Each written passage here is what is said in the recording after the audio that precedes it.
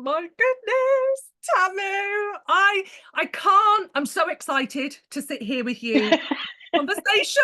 It's been a long time, and you've been on my wish list. And I was sat having my coffee this morning, and I was thinking when I Mm, started following you, and then I had like a very visceral moment because I'm going to go back to August 2020 when I had okay. just put my notice in with my job, my dream job. I just put my notice in because I was a mental health writer. I knew I had burnout. I knew I was struggling, but you did an Instagram live and it was just, I can remember just like, ooh, the floodgates were down. Like I cried because you told your story of burnout as a social worker. And it was, and it's Oh. like everything in my body just went, love, pay attention. Let's Mm, start. Let's start to like mm, chill and do the work now. And so to start us off, because there's going to be someone else out there like me who needs to hear your voice, your words, hmm your story. It's hmm going to impact them. Can you please share a little bit about your experience with burnout? Yeah. So I was a child protection social worker for nearly 16 years. I worked with very vulnerable families, like intergenerational difficulties and you name it. Like you couldn't make some of it up. When they say the truth is stranger than fiction, it's absolutely true.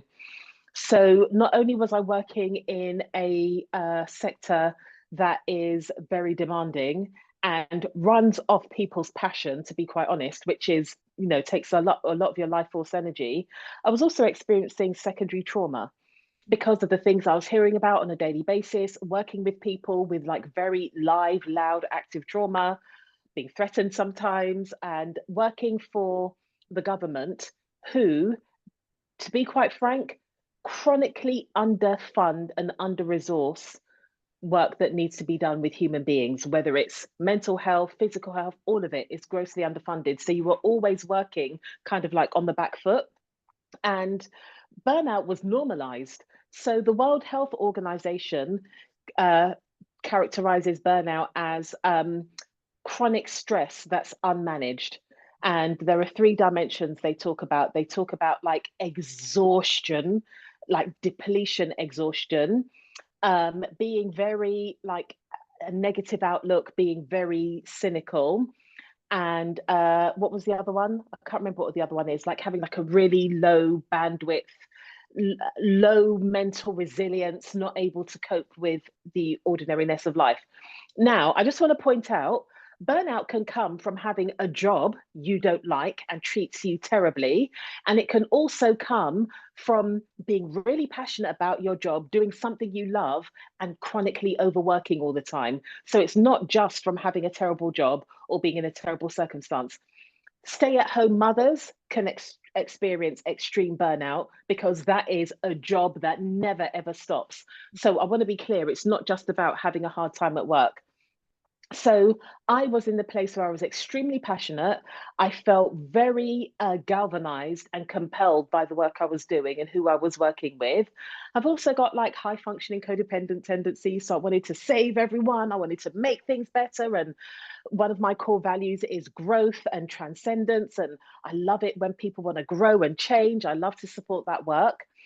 And then that was all fine and well until I had a child. And when I had a child, your priorities change, your energy is different, your energy needs to be directed in different ways. And I just found it harder and harder to do the job, dovetailed with I was becoming more senior, more experienced. And I had a real passion for the type of cases people wanted nothing to do with. So, to be quite honest, when it was a case of, say, physical abuse or sexual abuse, where there was like a clear, this thing happened on this date or on these dates, people like that because it's very clear. Whereas I liked the more unconscious things that build over time. So I was working with cases of like chronic abuse and neglect that would happen over time, more psychological stuff, parents with what used to be known as borderline personality disorder, people with undiagnosed mental health, and all of those kind of things. And that work was very, very taxing. Working with those client groups was very taxing. And I just found myself feeling like I was literally dragging myself around. I would wake up exhausted. I would go to sleep exhausted. I would have heart palpitations, waking up in the morning with a really dull but dry feeling headache. Dull pounding was normal. I dismissed it. It's because I wasn't coping very well. No, of course I wasn't. But it's because I wasn't organized. I was lazy. I wasn't motivated enough. I was very, very critical of myself. And I left full-time social work and became an independent social worker with my own practice, because I thought if I can manage my workload myself and I can choose the work I do, it would be better for me. And I was still having the same thing, like I literally couldn't get it together. My outlook was very negative. I'm usually a very optimistic person. The exhaustion was, I was tired to my soul, to my core, and the resilience I used to have was fading. And I found myself snapping and tutting and lots of like snapping at my daughter for doing things that were normal for a child her age. And it culminated with, I was going to court. It was a very contentious court case. I was giving expert evidence, which was fine. That was a normal part of my job. The way I work from a place of integrity, even if I'm making hard decisions, even if I'm recommending that families are separated. I come from a very grounded place, so grounded that sometimes I can be a bit sassy when the barrister for the parents was treating me like I was on trial at the Old Bailey. So I going to court didn't faze me. But on that occasion, as I was making my way to court, I was feeling really hot and clammy. I felt like my knees had disappeared. I felt like I forgot how to exhale. So I just felt like I was inhaling, inhaling, and wasn't able to do anything else. And I made my way to a bus stop, and I was literally holding on to the railings because I thought I was going to die. I contemplated calling an ambulance. And still, I was being hard on myself. This is ridiculous. You can't call an ambulance. Just pull yourself together. And then I remembered some tools. So I started to think about what I could taste, touch, smell, hear, breathing a little bit deeper, feeling my feet on the ground, bringing myself into the present, managed to get to court, give the evidence in that contentious case. And I thought, you know what? I can't keep doing this. And I made an appointment with my GP, because as I sat on the train back home, I was like, you haven't liked yourself for a long time. Like, you've had so many days of talking to yourself horribly and thinking that you are grot bags personified. I thought I have to do something about it. And when I went to the GP, I got referred to, I asked for the referral to psychotherapeutic services. And between the GP and the psychologist I saw, they said to me that what I described as, and also I didn't recognize anxiety because the client group I worked with, their anxiety looked so different from what I was experiencing. It couldn't be that I was anxious. It meant that I was bad. I was doing something wrong. I was at fault. So when they explained what anxiety was, so basically they said, you've got a severe level of moderate depression, and that severe level of moderate depression has been left unchecked and has manifested as anxiety. And what you're describing as heightened periods of anxiety, those are actually panic attacks. And at that moment, I let out a sigh of relief. I was like, thank goodness, something is wrong. I'm not wrong, because that was the message I had. Something is wrong. And I began the journey of reclaiming all of my parts that felt like they were scattered all over the place, gathering myself so that I could be whole, and taking a real deep look at who I am, what contributed to me functioning the way I did, so that I could start to consider not just what do I need from this life, but what do I want from this life, so that I could start to make powerful choices about how I live, how I love, and how I work. And that led me to setting up my business. I thought I've wanted to work for myself since my aunt at the age of 6. I remember looking at this woman who was an international businesswoman, She looked so radiant and jolly and bright in comparison to the women around me. She didn't have children. She worked for herself. She flew all around the world doing this work. And she just looked like joy. And I thought, I want to be an international businesswoman when I grow up because I want to be like her. And so I didn't really think about that at the time, but it was definitely deep within my subconscious. I thought I want to take the skills I have been able to develop, the qualifications, and I want to utilize them to support women who want to grow, who want to flourish, who want to develop. Because when I had my awakening, what I realized was I was surrounded by women, whether it was in my personal life, on TV, social media, at work. It was like a disco ball of mirrors reflecting back some element of my experience. And I was like, do you know what? I want to change my life. And I know I've got the skills to support people who want to change their life, not people who want to spot change here and there, people that actually want to transform themselves and their experience. And my focus is on women who are like 35 plus, women who are approaching their mid years, because something really beautiful, it doesn't feel beautiful at the time, it feels harrowing, but something really magical happens around 38 when we have like 40 on the horizon. And I think up until that age, it's a rite of passage. You're supposed to overwork, you're supposed to give yourself away, you're supposed to please. And then you start heading towards those mid years, and those mid years say, it's time to be sovereign. And being sovereign is so alien, it can feel really terrifying because you're going to have to advocate for yourself in a way you never have before. You're going to have to say yes when you really mean it, no when you mean it.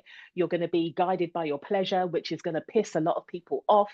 You're not going to be the same person you were previously. And people get really cross because they've got a set idea of who you are and the function you have in your life. And when you're like, that's not me anymore, that can be perceived as really offensive because you're making a change, and we don't do well with change, especially when we don't understand what's going on. So I thought, I want to support more women to be able to make these changes and not be kind of like have this righteous indignation, like I'm doing the work and you're not changing, but I am. But so that we could be role models, so that we could be embodying and practicing the change we want to see in the world, and support other women to do the same by our actions. Oh, Oh, ta-da! darling, darling. I mean, obviously I've heard your story before, and it really helped me in some very dark moments. You speak of the apathy where you're like, you all of a sudden, you're not even you don't even care. You can't care. And I remember hearing that story of you holding onto the rails before you went into court. And at that time, the week before, been seeing my doctor in regards to, I was like, I think I'm having a heart attack. But I'm like, I'm 42. How can I have a heart attack? Exactly. But it's Mm-hmm. so real, isn't it? Yep. And Yep. it's interesting because obviously, I've been through burnout recovery. I've been on this journey. And so you start kind of, as you say, picking up those fragmented parts of yourself. Mm-hmm. And you are so right. You get to a point, you're like, hang on a minute. Here I was thinking my body had let myself down. I had let myself down because that inner critic is so harsh. Then you reach a point, and you're like, oh, you know what? I am now going to rewrite this rule book, and I am starting again. And I am like, it's kind of, that's when we need people like you and your book that's coming out, because it's that Yes, yes, yes. empowering message that, okay, Yeah. it's all right, this has happened, and Yeah. now we're going to change. Because there's that fear, Yeah. isn't it, where you're like, I don't know, will I ever be able to work again? Will I ever be myself again? Mm-hmm. It's that those dark moments are dark, aren't Oh they? my goodness, they are. They are. They are. And it's, you know, when you realize how you've been conditioned to abandon yourself and give yourself away, that is so painful because for a number of reasons, the vast majority of us have had experiences in our childhood where we weren't seen for who we were. We couldn't be seen for who we were. And the adults around us, not because, sometimes they were, unkind, but not because, most of the time, it's not because they were unkind, because they didn't have their needs met properly either. So we get used to cycles of our needs not being met, And because that's a pattern that's familiar, and as long as something's familiar and we learn how to have some level of control, that becomes our set point. So we start to inhabit that. And then we become the adults that let ourselves down. We become the uncaring authority figures. And when you come face to face with that, it's really painful, because the longest relationship you're ever going to have in this lifetime is with yourself. And to see the way you have let yourself down, and to use, very London language, mud yourself off, which is like, treat yourself with disregard. Mm. You're like, how? And you can fall into blaming and shaming yourself. And one of the first things I say in my book, in chapter 1, it starts with, it's not your fault. It's not your fault. It's how we've been conditioned. It's how, if you think about, I use this analogy all the time, but if you think about, like, when you're little, it's always the cousins. You're playing with your toys, your cousins come round, you've just picked up a toy, but your cousin wants the same toy. Immediately you're told, share, let so and so have a turn. Sharing is caring. Sharing is caring. But what we are taught, we're not taught how to share.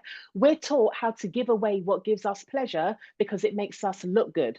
So we are taught it's okay for us to feel bad on the inside as long as it looks good on the outside. And that pattern is amplified for girls and people who are socialized as girls. And so we move that forward. So rather than being kind, which Brene Brown teaches us, kindness has boundaries, we end up being nice. We end up being good, which means we take away from ourselves and we give it to other people, hoping they'll say, oh, you're such a good girl. You're so nice. Oh, we can rely on Flic. She'll do anything for anyone. Yeah, she's really busy, but she will. So you're the person who is overwhelmed at work, swimming in stuff, and people will still say, oh, so-and-so's having a baby. Can you organize the office baby shower? Oh, can you type up the minutes and all of that kind of stuff?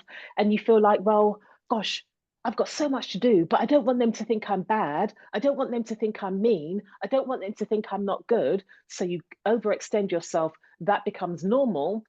And then people reward you. Oh, Felicity is selfless. Selfless. Tamu will do anything for anyone. And the woman who has boundaries, who says, no, I can't do that, or I can't do that right now, or how important is this because I've got this, and that to do, they are called selfish. They are a bitch. They are the person that doesn't care about anybody else. And I call time on that. We need more of us. Who wants to be selfless? I want you to be self-full. I want you to be so full of yourself that your yes is yes and your no is no. So when you're invited out, people know you're not just coming to show your face because you feel like you have to. You're not half-assing it. You're there with your whole ass. You really want to be there and you're having a damn good time, and everybody is appreciative of your energy because you're not there reluctantly. I want us to be able to say a whole, full bodied, sensual yes to life. And in order to do that, we have to say to a no to a whole load of things we've been conditioned to say yes to. Oh, absolutely. Because so much, I'm a big believer. I'm an energy girl. So I'm a big believer in energy. And Yes. it's interesting because even when you're kind of an empath, you're a carer, an overgiver, all those attributes that go hand in hand with burnout very easily. Um, Yeah.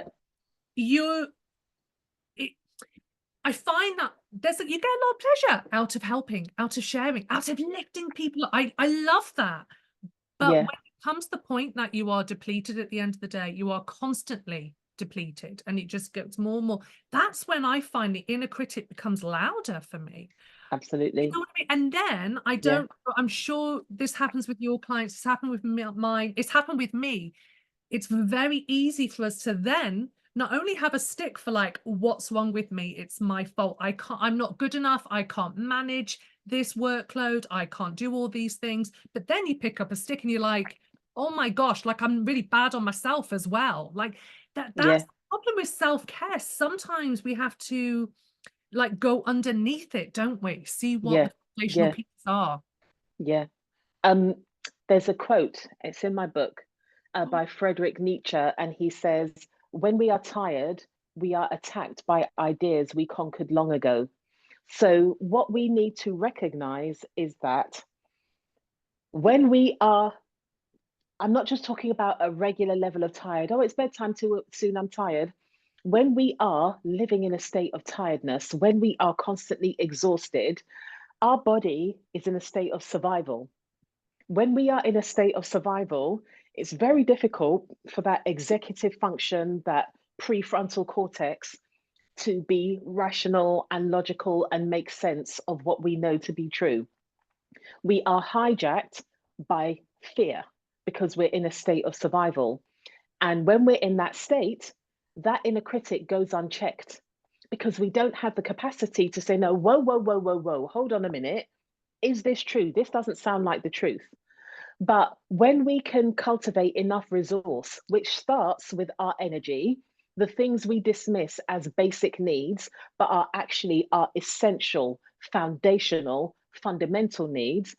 So that is moving our body the way we need to move our body, making sure that we are hydrated. Even being 5% dehydrated has an impact on your brain functioning, making sure we're eating nourishing foods, making sure we're getting adequate sleep, trying our best to make sure our environment is supportive of us. And I mean the physical environment we live in and the environment our friendships take place in. All of these things are essential things we need to have. Like, you and I are both have our own businesses. Creating the income you need to create so that your needs can be met. All of these things need to be in place. Otherwise, we are in an autonomic nervous system state of survival. And it doesn't matter what we think about mindset, about these very cognitive processes and tools we have. If your body is in a physical state of survival, mindset won't mean anything. In fact, mindset can be very oppressive. Polyvagal theory teaches us that your story, the narrative you tell about yourself, follows your state. It follows your biology, your physiology. So we need to make sure that we are creating a biological landscape, a physiology that supports the story we want to tell about ourselves. That is oh so important. So I'm sharing that because when we think about self-care, we think about these momentary things we do here and there. Oh, I'm really knackered. I'm going to have a nice bath before bed, or I'm going to book a spa weekend if you're in the financial position to do so, or we're going to go out there and do something. Self-care is having the boundaries you need to have healthy relationships. Self-care, listen, I love a Snickers, right? I'm not saying don't have those sorts of things, but it's about making sure that you are eating food that is nourishing for you as well as having those Snickers bars. It's about making sure you make it easy for yourself to stay hydrated. It's something that a lot of my clients fall down on. So it's things like, on average, most adults need to have at least 2 liters of water a day. Get yourself a 1 liter jug or get yourself a pint glass. 4 pints is about 2 liters, or you've got your two 1 liter jugs and you've got it accessible. And if you need to, because at first, when I was really neglecting myself, I would put a reminder on my phone to drink. Every hour, I would have a reminder on my phone for me to do that. Like, that is self care. If you know that social media scrolling is an addiction for you, getting an app that prevents you from accessing social media all day long. Body doubling. I've got ADHD. If I body double and work with somebody on Zoom, so we're co working together, doing our own thing, that is self care. Those things are self care.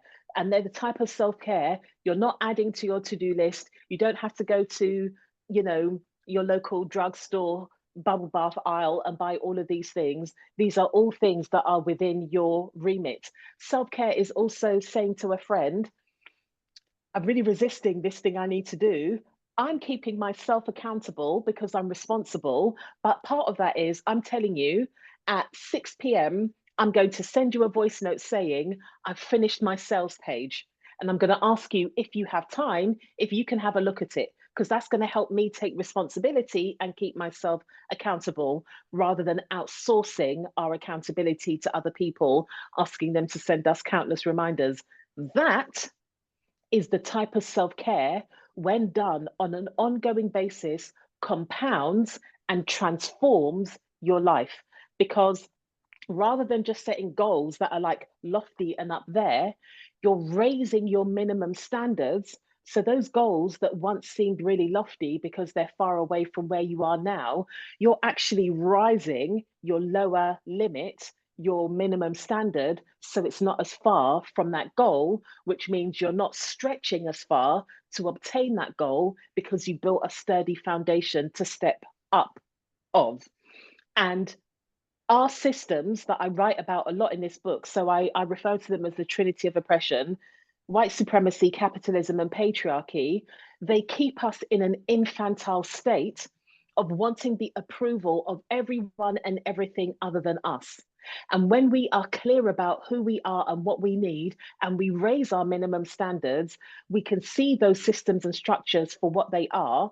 And rather being caught up in, it's so bad, I'm a victim of this thing because I'm Black, I'm a woman, I've got a disability, I'm not, you put yourself in a position where you're like, the system is not set up. The system doesn't recognize my humanity. The system doesn't recognize my beauty. But guess what? I do. So I'm going to operate from a place of sovereignty, and I'm going to create something new, and I'm going to keep doing it. And I'm going to show other people who want to do it how to do it. And I'm going to create a ripple effect, because the people who want to are going to come, and the people who are witnessing, it's going to change their subconscious as well. And they're going to start making changes too. And collectively, we come together and we make those changes. And that's how we disrupt the system. It's not individuals. It's not for us to be doing on our own in silos, which is why I love group work, which is why I've got a membership community, because there is strength in numbers. And when we come together doing our work and supporting and championing other people doing their work, we make huge tides of change. If you think about our history in the UK, the suffragettes, it might have initially been the idea of one woman, but that one woman, Emmeline Pankhurst, she started talking to other people, and they started to talk to other people. They didn't have the internet, they didn't have hashtags, they were physically talking and being in community with other people, and they came together as a community and they made great change. The civil rights movement in America, the abolition of slavery. In the UK, the Bristol bus boycotts that happened when unions were preventing people of colour from getting jobs on the buses. It was people, somebody had an idea, they changed that, they shared that idea with other people, and collectively they could stand up against the system. And I'm sharing that. I know I've said a lot, but I'm sharing that because if we think, how can I, as an individual, stand up against patriarchy? How can I, as an individual, stand up against white supremacy or capitalism and the way it's ruining people and planet? We're not supposed to do it as an individual. We're the most pro-social creature on this planet. Connection and belonging is known as the genius of our species. We need to utilize that genius and come together so that we can create change that isn't just sustainable, but it is regenerative for all of us. Oh, Tamu. Oh my God. I can't wait to read this book. Just, I mean, I'm so gutted. I didn't think I'm gonna make sure that you are sent a copy immediately. Immediately. I just, you know, I'm listening to you. I've always loved hearing you talk. I really have. There is so much gold in every single sentence.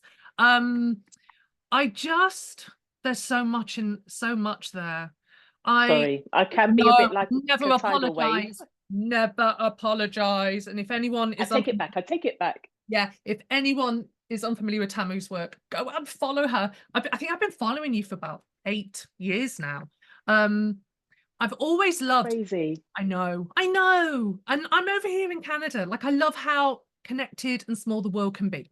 There is a Yes, positive side to yes, it. absolutely. Yeah. And I've always loved how you've used the word sovereignty. Um, what you see, again, I'm an energy girl.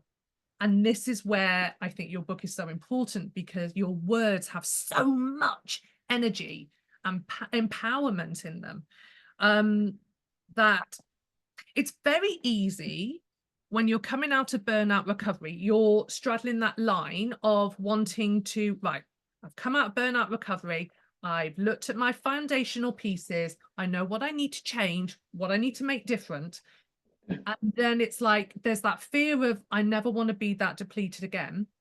Oh, And yeah. how much do you push yourself and how much do you nurture yourself? So I love how you talked about the self-care, like you literally integrate it throughout your day. There is no set Mm-hmm. day, that it's the self-care day. I love that. Mm-mm. I can remember hearing an analogy from you, and I loved it. It really like turned a light bulb on for me. It was the buggy analogy. The kid Oh, goes yes.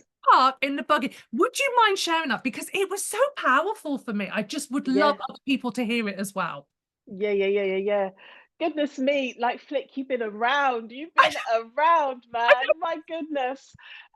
So the buggy, sometimes we don't want to do the things that are good for us. So I remember there was a little while on Instagram, people would be sharing reels saying, I'm out on a stupid mental health walk for my stupid mental health. Because like they're really like, I would rather be sitting down eating chips and Yeah. watching TV. Thank you very much. But what is good for us doesn't always feel good immediately. We don't get that immediate gratification.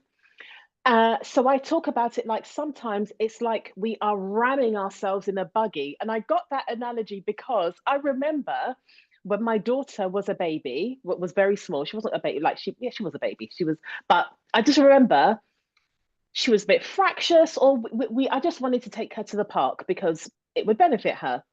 I didn't want to go to the park. I would rather be indoors. But I know that for her, she would love going to the park, would see her little friends, would play on the swings and whatever else. But she didn't know what was going on. She was content doing whatever, or she was miserable, grizzly, teething, whatever. So sometimes I'd be so conscious about people watching me. It would be like I'm like slamming her in the pushchair. You know, when babies don't want to get in the pushchair, they make their body stiff as a board, and you're almost like ramming them in so that you can clasp the seatbelt so they're safe inside there. And the baby is screaming and wailing. People are looking at you like, what on earth are you doing to this child? And then the baby starts to clock, oh, I think we're going to that place. And they see the park gates and they're ecstatic. It's wonderful. We have to do that with ourselves all the time. Like, yeah, I'm 46. I'm still that baby inside. And there are many times I need to like grab my mindset, ram myself in that buggy, clasp the clasps, and get myself to the park so that I can have the things I need. I regularly do that to go to the gym. So for me, I'm a very energetic, passionate person. I need strength training. I've always needed strength training. I need to strength train. And sometimes I can be like, I don't wanna. I just want to sit at home and watch Netflix. But I know that it's not going to serve me in the long run. So I have to literally grab myself, strap myself in the car, get myself down to the gym and do that workout. And then people will say, don't you feel so much better about it? No, quite often I don't.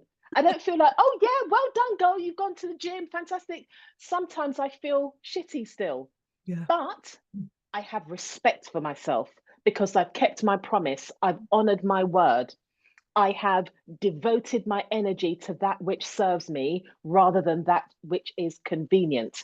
So I don't necessarily feel like whoop dee dee doo, but I feel like you treated yourself as sovereign. And I talk about sovereign a lot. I know the word is used a lot in spiritual circles, and I am a very spiritual person, but I also talk about it from somatic science. So polyvagal theory teaches us about your nervous system states and being the head of your state.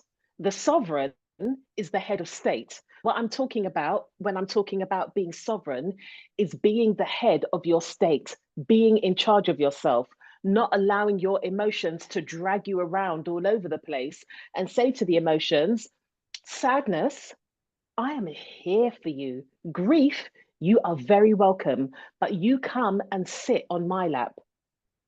You don't own me, you belong to me.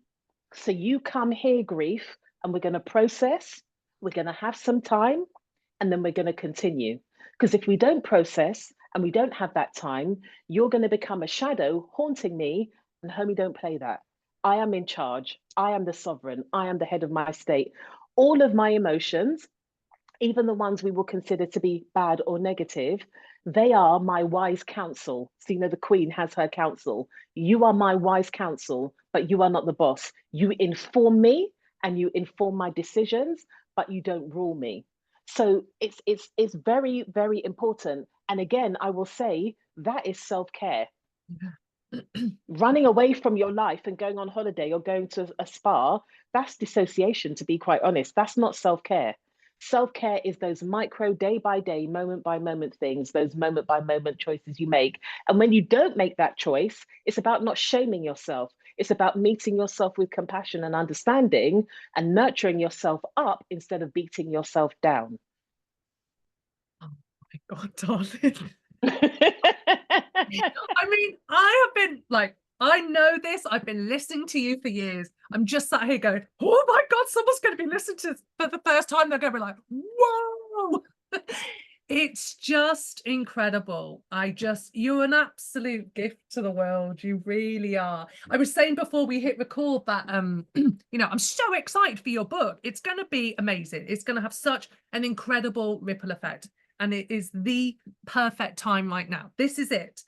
But it can only be you, and it can only have your energy and your words, because there's just this magic in you, this alchemy that's just like, oh, Tamu, we so need it.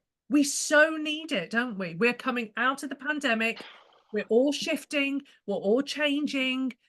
And if there's anyone like me where you're like, you've done burnout recovery work, you've looked at your foundation, you know what you need to change. But some of those steps are hard to take because you're rewriting the rule book. Yeah, You're rewriting those old conditioned patterns. yeah. And I love how you are just chucking buckets of empowerment at that. Do you know? So I refer to Sovereign. I used to have a group coaching program called Sovereign, and the tagline was, "You are powerful. It's time to treat yourself that way."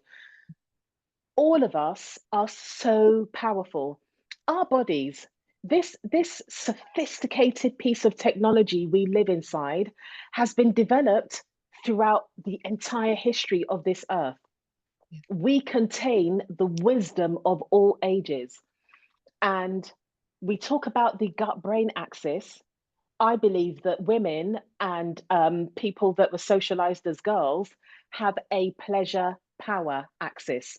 We have a clitoris for a reason, right? We are Yes. stimulated by pleasure for a reason. I believe that people that were ostracized and killed for being witches, I believe they were women who knew how to pleasure themselves, who said yes when they meant it, no when they meant it, and they were therefore vilified for it. We have an infinite resource in a finite vessel.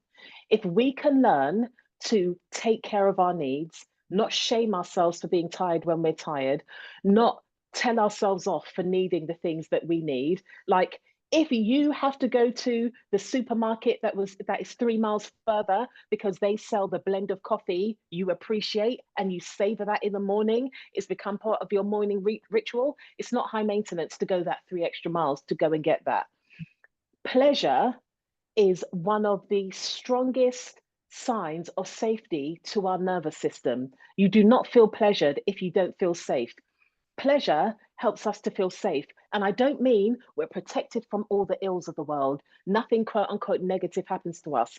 I'm talking about a level of safety that resources us. Like we have a wellspring within us that means when the twists and turns of life occur, we're like, cool, I'm resourced enough, I'm able to deal with that.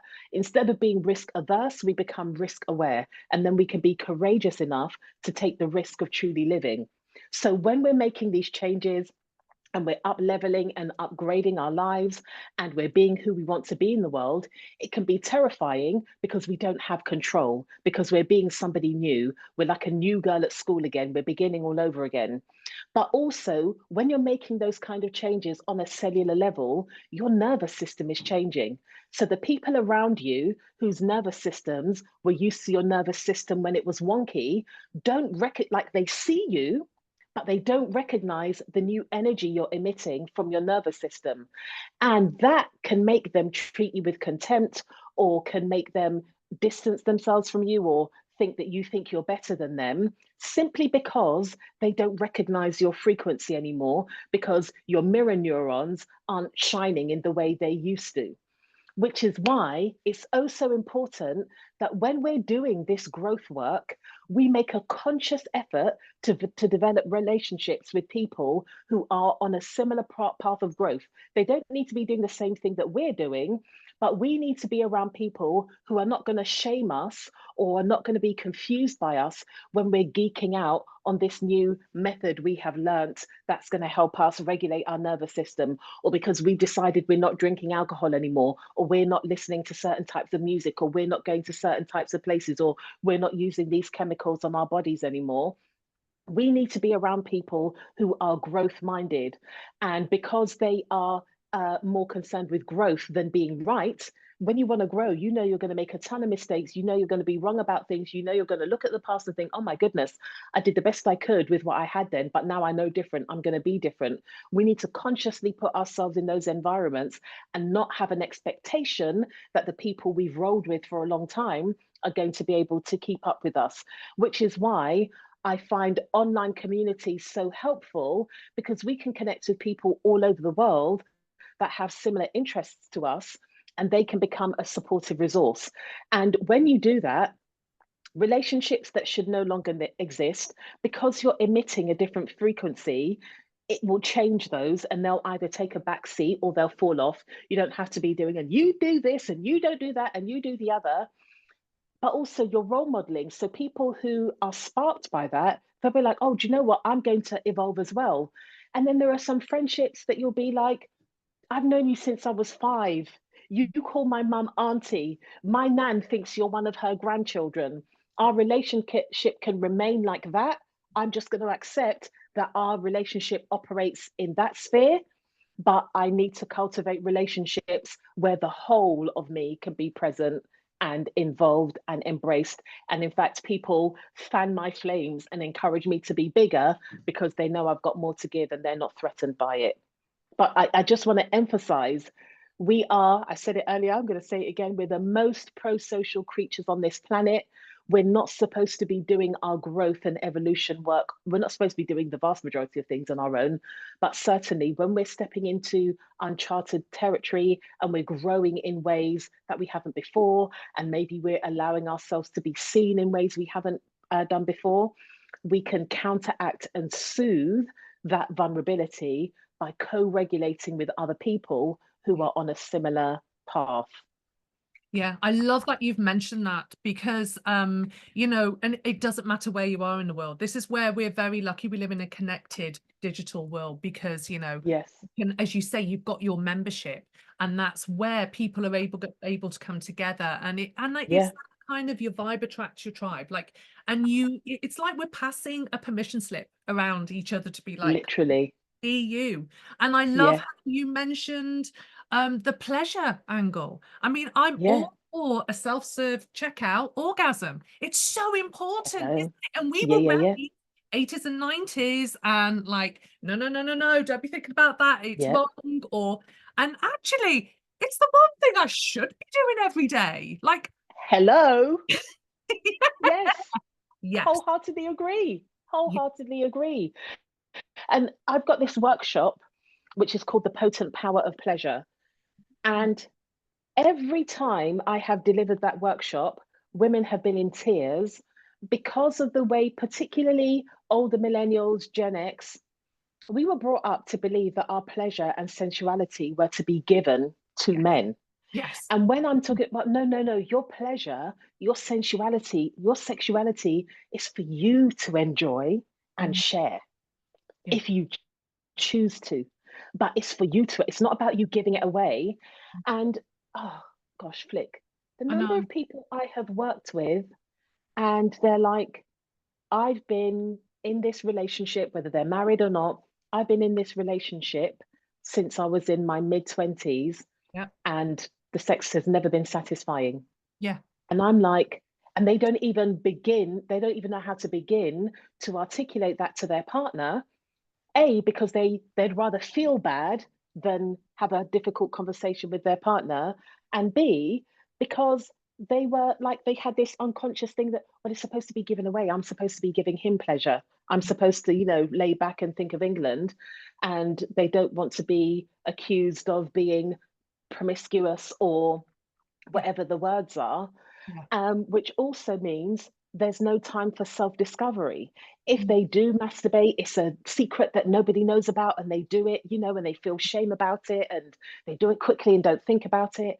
And I'm like, self-pleasure is a way you begin to really understand the landscape of your body, even if it's not masturbation, like when you're bathing yourself, when you're showering, like allowing your hands to run across your body and feel how it feels to feel you, and how it feels to be felt by you. Feel the parts of your body that are more sensitive to touch, the parts of your body that are a bit more resistant to touch. Get to own your landscape and how you feel.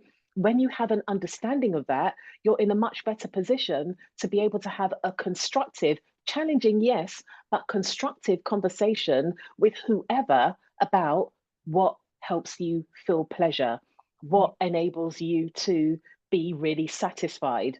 And women are scared to do that because they're going to have to face a lot of truths about the ways they've denied themselves pleasure in all aspects of their lives For decades.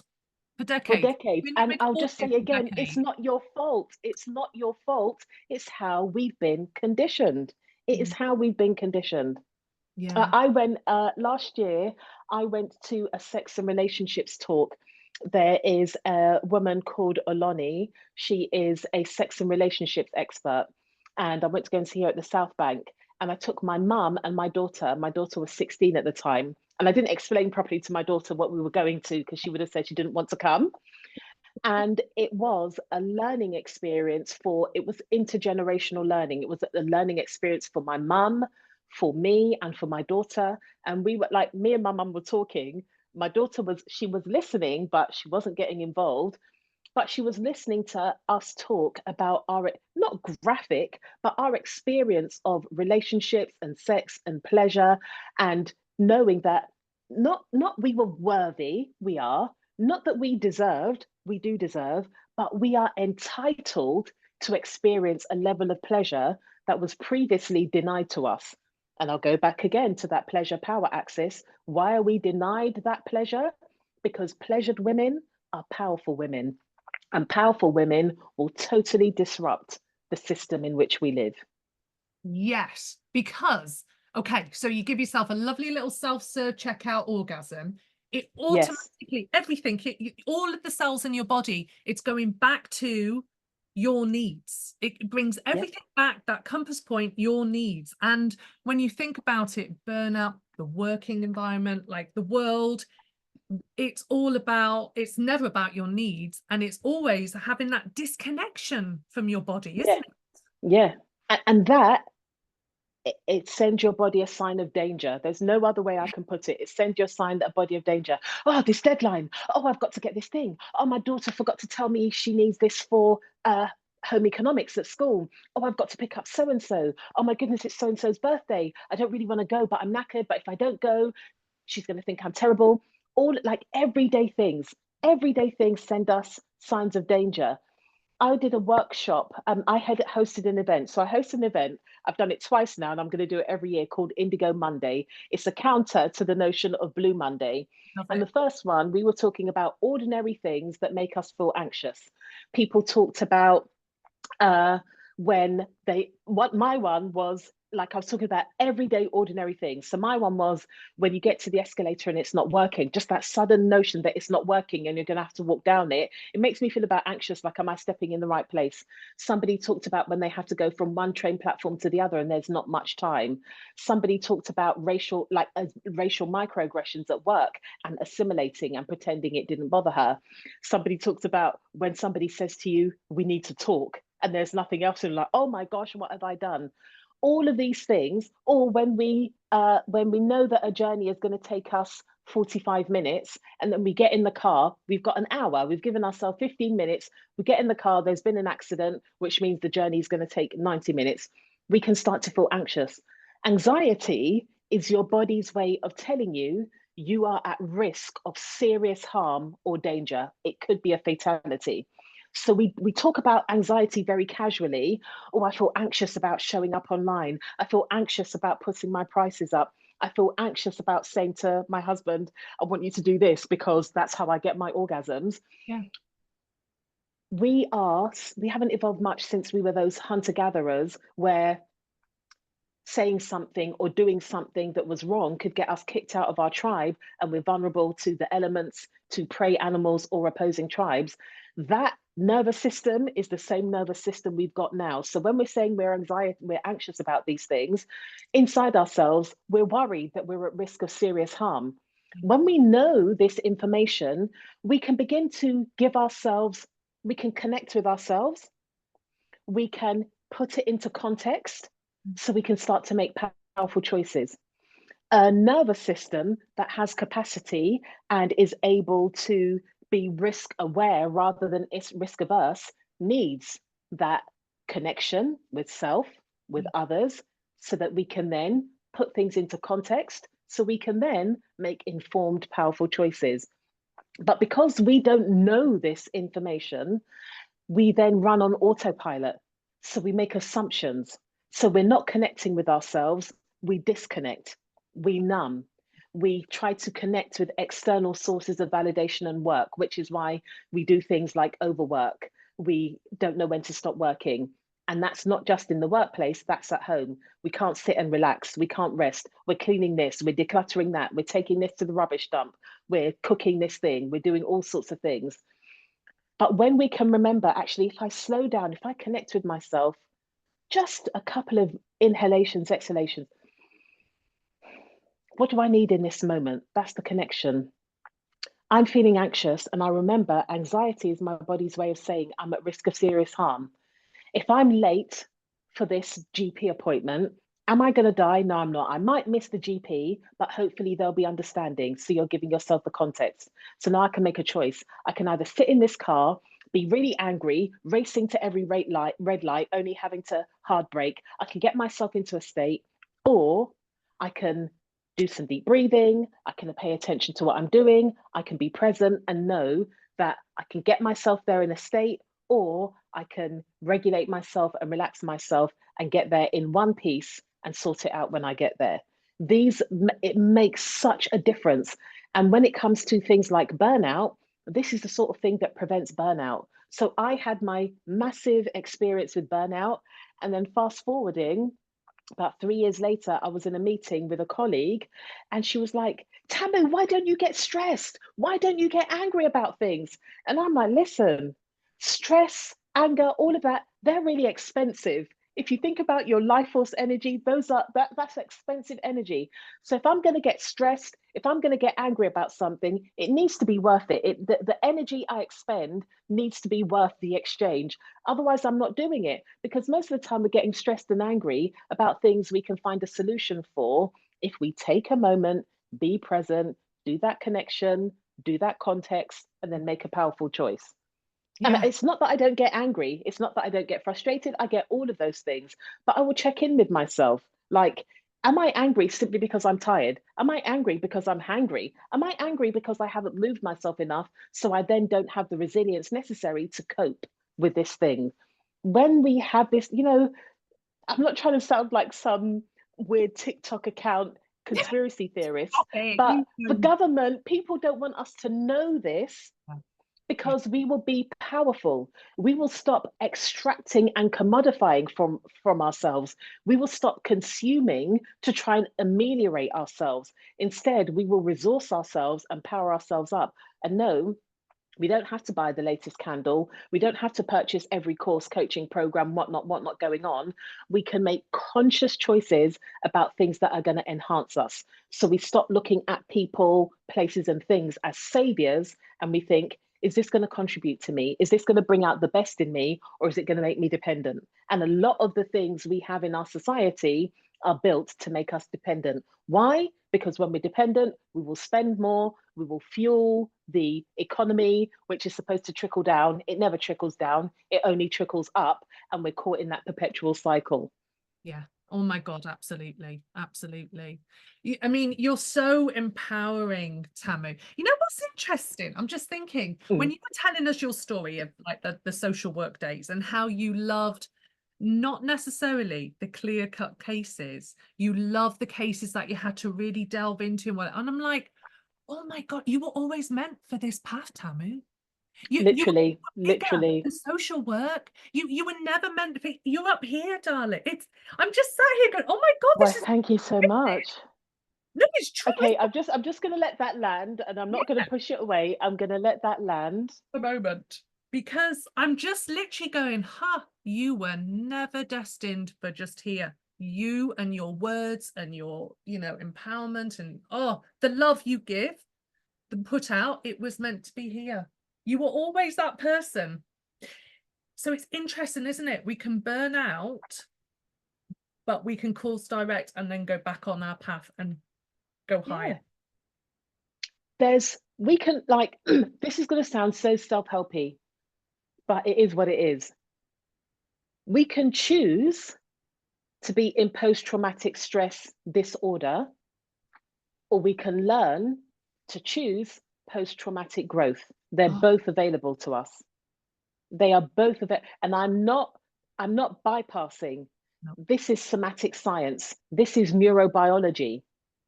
But it takes us slowing down and being conscious. And like we have to, it's that baby in the buggy again. We have to really hold ourselves accountable because the we have practiced over and over and over again. So the neural pathways for post-traumatic stress disorder are very, very strong. But with repetition, with community, with being very clear about who and how we want to be in this world, when we deviate from the new path we're creating, because we're supposed to, rather than telling ourselves off and shaming and blaming, we can remember that default pattern is so strong that me overwriting that pattern is going to be work for a lifetime.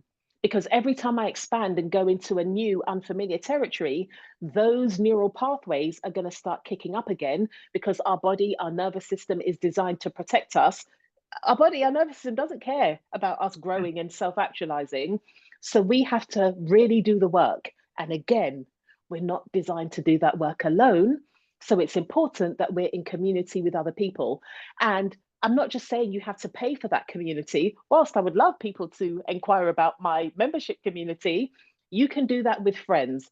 I have got a WhatsApp group of girlfriends, business girlfriends that I actively sought out and said, would you be my friend? I've messaged them on social media and say, we've been flirting for so long, would you be my friend?